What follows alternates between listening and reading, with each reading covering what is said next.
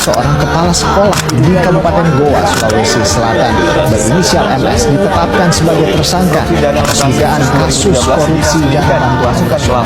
Tersangka akan ditahan selama 20 hari untuk pengembangan kasus korupsi yang melibatkan sejumlah pejabat daerah.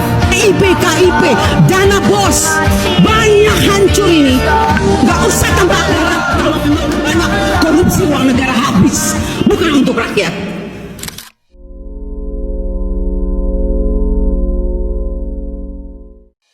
Pendidikan adalah kunci masa depan, tapi apa jadinya jika dana pendidikan malah diselewengkan? Halo teman-teman semuanya, perkenalkan saya Ainun Yakin dari program studi pendidikan Ilmu Pengetahuan Alam Institut Pendidikan Nusantara Global.